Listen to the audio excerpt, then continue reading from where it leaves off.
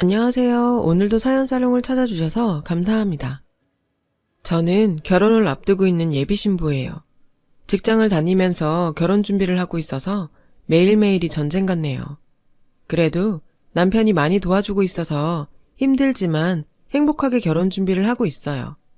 얼마 전 양가 부모님의 한복과 양복을 맞춰드렸어요. 기분이 참 이상하더라고요. 엄마는 한복을 입어보시면서 눈물을 보이셨어요. 나는 아직도 우리 딸이 시집을 간다는 게 실감이 안 나. 엄마랑 조금만 더 같이 살면 안 될까? 그 말을 들으니 왠지 가슴이 짠했어요. 사실 저는 지금 이 순간 자체가 믿기지 않았거든요. 제 인생에 절대로 없을 거라고 단언했던 것들이니까요. 사랑, 결혼, 그리고 엄마, 아빠요. 제 어린 시절은 평탄하지 않았어요. 기억할 만한 예쁜 추억은 드물었죠. 사실 인간은 나쁜 걸 더 많이 기억한다고 하잖아요. 그 말대로라면 제게 행복했던 기억은 없다고 해도 과언이 아닐 거예요. 제가 가지고 있는 가장 오래된 기억 중 하나를 떠올려 보자면 그 기억은 저를 차가운 돌계단 아래 앉혀놓던 제 엄마의 모습이에요. 저의 생물학적 친엄마요. 저는 그날 친엄마 손에 버려졌어요. 지금의 제 엄마는 저를 낳지는 않았지만 친딸처럼 저를 아껴주시거든요. 저를 호적에도 올려주셨고요. 친엄마한테 버려지던 당시 저는 4살이었어요. 사실 4살이라고는 하지만 그때가 1월이었기 때문에 3살에서 벗어난 지 얼마 안 되는 나이였죠. 제 친엄마는 그런 저를 엄동설한 속에 돌계단 위에 앉혔어요. 엄마가 나중에 돈 많이 벌면 데리러 올게. 그러니까 여기서 기다리고 있어. 알았지? 엄마 얼굴 잊어버리지 말고 기다려야 해. 그 말만 남기고 저를 두고 떠났어요. 순식간에 일어난 일이라 저는 울지도 못하고 그저 앉아 있었죠. 한 20분 정도 그렇게 앉아 있었을까요? 누군가 문을 열고 나왔어요. 목사님, 여기 왜 나이가 앉아 있어요? 친엄마가 저를 버리고 간 곳은 교회에서 운영하는 보육원이었어요. 저를 발견한 선생님은 저를 데리고 안으로 들어갔고 안채에 계시던 목사님이 나와 저를 살피셨어요. 그리고는 제 옷주머니 안에서 편지를 발견했죠. 친엄마가 남긴 편지였어요. 편지에는 돈 벌고 자리 잡으면 데리러 올게요. 이름은 희수예요. 라는 말과 함께 제 생일이 적혀 있었어요. 그렇게 저는 엄마와 헤어져서 보육원에서 살게 되었어요. 보육원에는 많은 아이들이 들어왔고 또 많은 아이들이 입양을 통해 그곳을 떠났어요. 저는 그곳에서 한 아이를 만났어요. 그 아이는 저랑 동갑이었고 제가 들어오기 한 달 전에 들어온 아이였죠.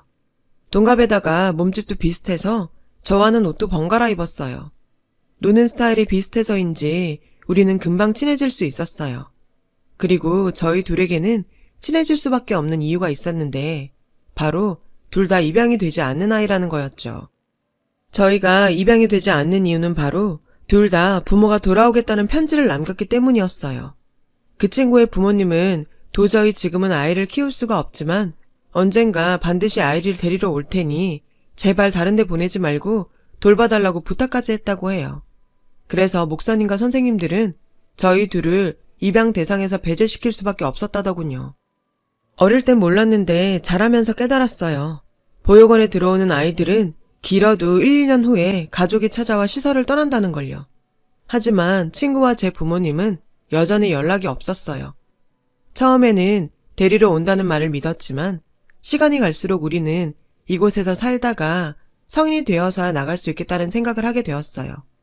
그래서 우리들은 더욱 서로를 의지하게 되었어요. 보육원 예산으로는 아이들을 유치원에 보낼 수 없어서 저와 친구는 보육원에서 선생님과 목사님한테 한글을 배우고 다른 아이들이 유치원에서 익히는 것들도 배웠어요. 둘뿐인 유치원이었지만 그래도 친구와 함께여서 행복했어요. 선생님들과 목사님, 그리고 사모님도 입양을 가지 못하고 있는 저희 둘을 특히 아껴주고 사랑해주셨고요. 친구와 저는 초등학교 입학도 같이 했고 학교 측의 배려로 같은 반으로 입학할 수 있었어요. 목사님이 교장 선생님께 직접 연락을 해서 저희 둘의 사정을 설명하시고 특별히 부탁을 드린 것이죠. 초등학교에 들어갔다고 해도 8살은 아직 어린 나이잖아요. 그런데도 환경이 바뀌니 아이들의 생각과 사고방식도 빠르게 변하기 시작했어요. 유치원과 학교는 다르다는 걸 깨닫기 시작한 거죠. 저와 친구는 서로를 지켰어요. 힘들거나 주변에서 아픈 말을 듣고 속상한 일을 당했을 때 저희는 서로를 위로하고 옆에서 지켜주었어요. 한 번은 그런 적이 있었어요. 조별 활동을 하던 날이었어요. 친구와 저는 다른 조였는데 친구가 있는 조에서 한 아이가 친구를 가리키며 나 얘랑은 같은 조 안 해. 얘는 부모도 없고 집도 없어서 교회에 사는 애라고. 그 말에 저도 친구도 당황했어요. 친구는 얼굴이 빨개지더니 이내 눈에서 눈물을 뚝뚝 떨어뜨리기 시작했어요. 하지만 당당하게 아니라고 할 수도 없었어요. 그 아이 말대로 우리는 부모도 없고 그래서 교회에 사는 것도 맞았으니까요. 그 순간 저는 벌떡 일어났어요. 저도 지금 생각해도 어디서 그런 용기가 났는지 모르겠지만 말이에요. 아무튼 친구가 울기 시작하는 걸 보고 벌떡 일어나 친구 옆에 걸어가 섰어요. 그래, 나도 수정이랑 교회에 살아. 그게 뭐 어때서? 그리고 부모가 없다고? 우리도 부모 있어. 너는 엄마 한 명이지? 우리는 엄마 많아. 5명도 넘어. 네가 뭔데 잘 알지도 못하면서 욕해? 그리고 교회에서 사는 게 뭐가 어때서? 니네 집보다 우리가 사는 교회가 더 크거든? 잘 알지도 못하면서. 제가 소리치자 그 아이는 당황했어요. 아마 친구가 보육원 아이라는 건 듣고 저도 보육원에서 산다는 건 듣지 못한 것 같았어요. 친구는 울음을 멈추지 않았고 선생님이 진정시키고 나서야 멈췄어요. 그 일이 있고 난 다음부터 저와 친구는 쌍으로 찍혀서 아이들의 눈총을 받아야 했어요. 부모 없이 교회에 사는 애라는 딱지가 붙어서 아무도 저희와 놀아주지 않았어요. 심지어 교회에 다니는 애들마저도요. 저희 보육원은 교회와 걸어서 8분 정도 되는 거리에 있었고 저희도 일요일마다 그 교회 어린이 예배에 참여했어요. 하지만 그 일 이후엔 어른 예배에 갔어요.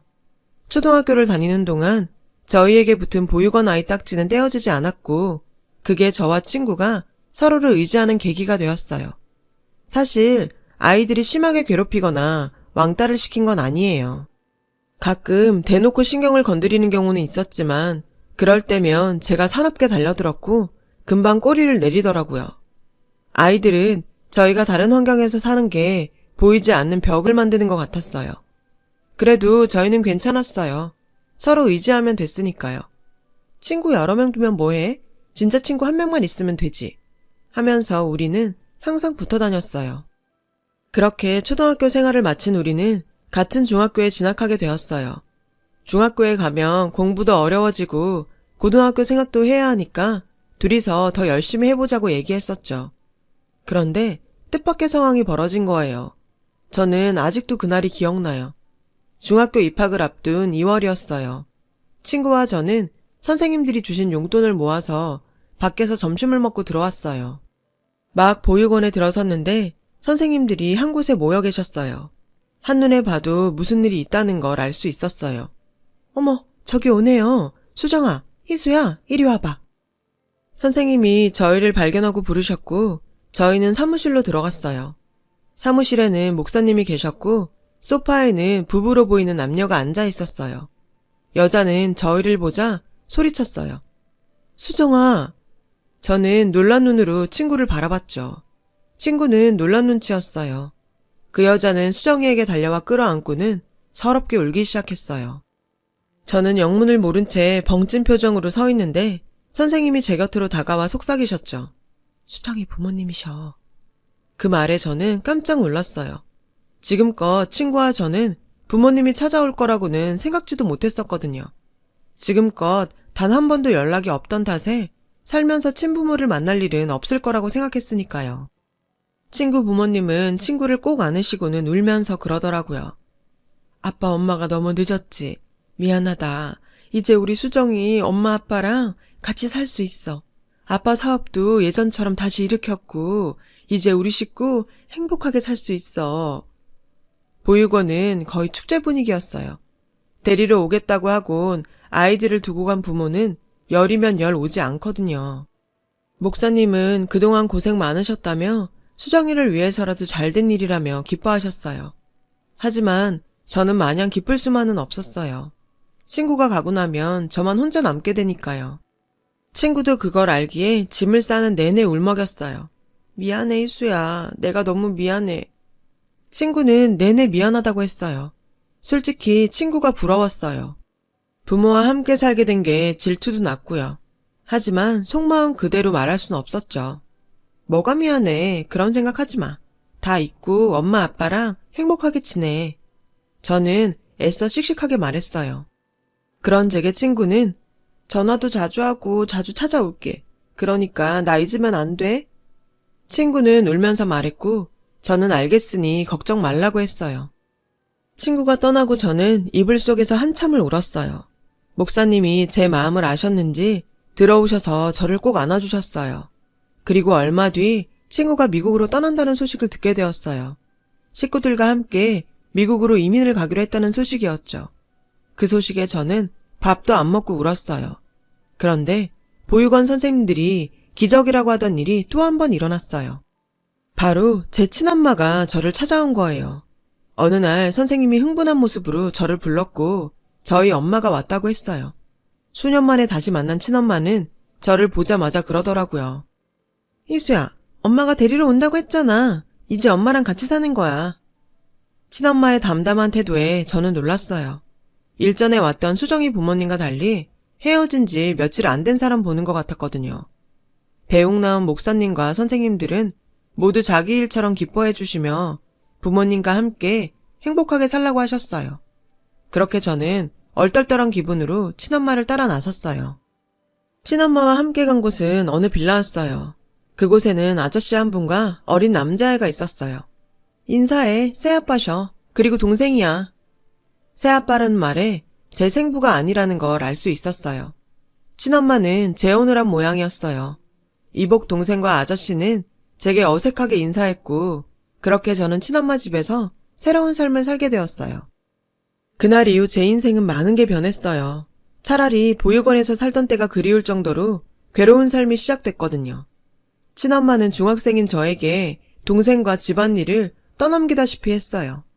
당시 새아빠는 회사원이었고 친엄마는 화장품 가게 판매원으로 일하고 있었어요.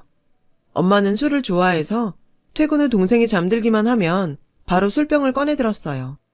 술에 취하면 늘 제게 술주정을 했죠. 사실 널 데려올까 말까 고민했는데 그이가 그래도 친자식인데 데려오라고 해서 데려온 거야. 그러니까 고맙게 생각하고 동생한테 잘해. 알았어? 저 사람이 정말 내 엄마가 맞을까 싶을 정도였어요. 친엄마의 술주정을 들을 때마다 서러운 마음뿐이었죠. 제가 볼 때는 새아빠와의 관계도 그리 좋지 못한 것 같았어요. 다투는 모습을 보는 일이 잦았거든요. 그래도 새아빠는 삐뚤어진 사람은 아니라서 저와 동생에게 신경을 써주었어요. 동생 때문에 친엄마와 헤어지지 못하는 것 같았어요. 저는 먹고 잘 수 있는 집이 있다는 사실에 만족하자 생각하며 견뎠어요. 어린 동생도 잘 돌보았고 나름대로 공부도 열심히 하면서요. 그러면서도 친구와 함께 지냈던 시절이 그리웠어요. 저는 친구 생각에 다른 친구들과 잘 어울리지 못했어요. 학교 친구들과 어울릴 때마다 친구의 빈자리가 너무 크게 느껴졌거든요. 연락도 안 되니 그리움은 더 컸죠. 그렇게 시간이 흘러 저는 고등학생이 되었어요. 제가 고등학생이 되고 대학 입시를 준비해야 할 나이가 되었을 때 집안의 상황은 훨씬 더 나빠졌어요. 친엄마와 새아빠의 관계가 회복 불가능한 상태가 되어버렸거든요. 정말 눈만 뜨면 싸웠고 시도 때도 없이 툭 하면 이혼 얘기가 나왔어요. 이혼은 시간 문제인 것 같더라고요. 저는 차라리 빨리 이혼을 하길 바랬어요. 제가 수능시험을 치르고 일주일쯤 지난 어느 날 새아빠가 저를 불렀어요. 그리고는 친엄마와의 이혼을 알렸어요. 너에게는 정말 미안하지만 내가 너까지 데리고 살 상황이 안 돼. 새아빠는 자신의 양육권을 가진 동생만 데리고 살게 되었다고 말해주었어요. 이해했어요. 저는 찐딸도 아니고 솔직히 새아빠도 넉넉지 않은 형편이라 저를 책임질 여력이 안 됐거든요. 대신 내가 동생 데리고 나갈 테니까 넌 그냥 여기서 엄마랑 살면 돼. 저는 새아빠한테 그동안 감사했다고 말했어요. 며칠 뒤 새아빠와 동생이 이사갈 날이 결정되었어요. 이혼도 거의 마무리되어 갈 즈음이었죠. 그런데 이혼이 성립되기 직전 친엄마가 도망쳤어요. 쪽지 한 장만 딸랑 남긴 채 새벽에 짐을 싸들고서 말이죠. 쪽지의 자신은 저를 키울 능력도 안 되고 저도 다 컸으니 혼자 살라고 적혀 있더군요. 새아빠는 난감해했지만 어쨌든 이혼 절차를 마무리 지었어요. 그리고 예정대로 이사를 나갔고 저는 그 빌라에 혼자 남게 되었어요. 일찌감치 대학 진학을 포기했던 저는 아르바이트를 하던 중이었어요. 일을 마치고 텅 빈 집에 오면 무섭고 외로웠어요. 차라리 엄마의 독설이라도 있었으면 할 정도였어요. 그날도 아르바이트를 마치고 늦게 돌아와 잠을 자던 중이었어요. 그런데 이른 새벽 누군가 저희 집 문을 쾅쾅 두드리는 거예요. 그 소리에 순간 덜컥 겁이 났어요. 너무 무서웠어요. 혹시 취객이 집을 잘못 찾아온 게 아닐까 하는 생각도 들었어요.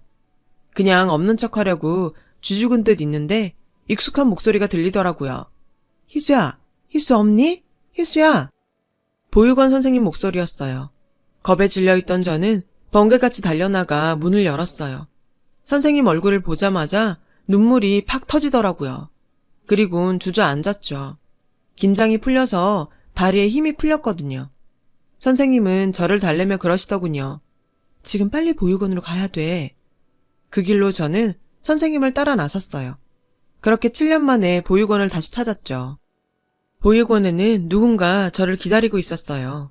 중년의 여자분이셨죠. 그분은 저를 보시더니 눈물을 글썽이며 다가와 저를 끌어안으셨어요.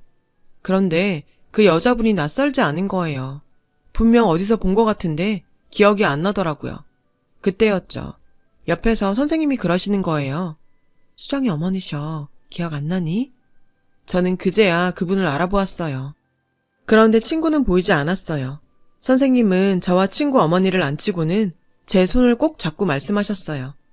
희수야, 놀라지 말고 들어. 수정이가 죽었대. 너무나 기가 막힌 소식에 저는 머리를 한 대 맞은 듯한 기분이었어요. 친구의 어머니를 바라보자 울면서 고개를 끄덕이시더라고요. 교통사고였어. 라는 말을 하시면서요. 충격적인 소식에 저는 아무 말도 할 수 없었어요. 그저 눈물만 흐를 뿐이었죠. 친구 어머니는 저를 꼭 안아주셨어요. 그리고 저와 함께 흐느껴 우셨어요. 그 자리에 있던 선생님도 마찬가지였죠. 수정이가 항상 네 얘기를 했어. 너 아니었으면 못 버텼을 거라고. 수정이가 죽기 전에 남긴 말이 있어. 자기가 죽으면 희수 너를 찾아서 자기 대신에 딸처럼 키워달라더라.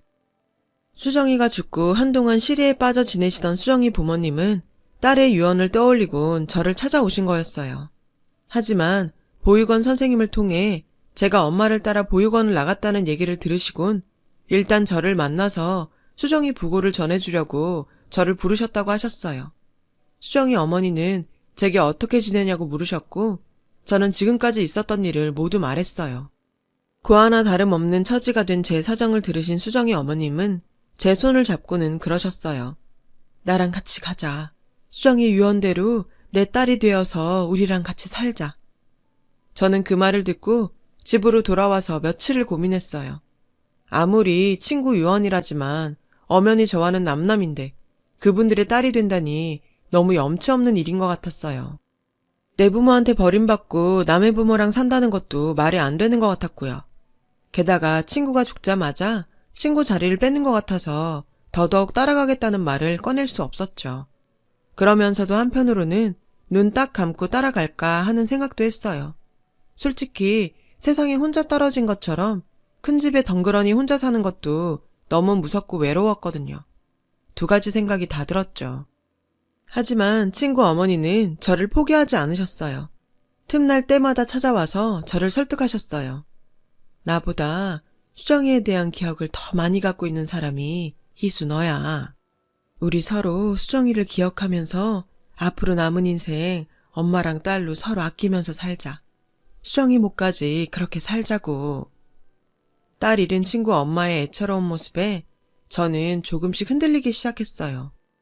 결국 저는 친구 부모님의 딸로 입양되는 것에 동의했어요. 그리고 수정이 어머니를 따라 미국으로 가게 되었어요. 친구 아버지도 저를 무척 반겨주셨어요. 우리 딸 희수 어서 와. 저를 끌어안으시고는 많이 우셨어요. 그 말을 듣고 저도 많이 울었어요. 그날 저는 친구가 쓰던 방에서 친구의 옷가지와 물건들, 그리고 큰 상자에 소중히 보관되어 있는 저와 친구의 사진과 추억이 담긴 물건들을 보고 밤새도록 울었어요. 처음에는 친구 부모님을 엄마 아빠라고 부르는 게 어색했어요. 하지만 두 분은 제가 편해질 때까지 기다려주셨죠. 그런 두 분 덕분에 저는 낯선 미국 생활에 조금씩 적응을 하게 되었고 더 이상 부모 없는 서름을 겪지 않아도 되었어요. 집에 오고 1년이 조금 안 돼서 저는 처음으로 엄마 아빠라고 부르게 되었어요. 두 분은 울먹이며 저를 안아주시더군요. 저는 뒤늦게 미국에서 대학을 나왔고 남편도 미국에서 만났어요. 남편은 유학생이었어요. 그래서 우리는 결혼식을 2번 하기로 했어요. 한국에서는 가족들과 하고 미국에서는 미국 친구들과 하기로 했어요. 한국에 들어왔을 때 보육원에 청첩장을 드리려고 들렀는데 선생님께서 그러시더라고요. 희수야, 너 미국 가고 너희 엄마한테 연락이 왔었어. 친엄마는 저를 다시 찾고 싶다고 했다더군요. 저는 친엄마한테 돌아갈 마음도 만날 마음도 없었어요. 소중했던 친구가 떠나며 남긴 선물 같은 가족들 덕분에 저는 지금 행복한 나날을 보내고 있어요. 그래서 친구한테 고맙고 미안해요. 이 모든 게 친구가 누려야 했던 거니까요. 제가 가장 외로웠던 시절 제 유일한 친구이자 가족이었던 친구를 저는 절대로 잊을 수 없을 거예요. 그래서 부모님께 더 잘해야겠다는 생각을 해요. 친구 대신 친구가 못다한 효도까지 다 하려고요. 그래야 제 마음이 조금은 가벼워질 것 같거든요. 부모님의 큰 사랑을 다시 한번 느낍니다. 지금까지 제 사연을 들어주셔서 감사드려요. 여러분, 사연 댓글에 응원과 현명한 조언 부탁드려요. 좋아요와 구독은 저에게 큰 힘이 됩니다. 오늘도 좋은 일 가득하세요.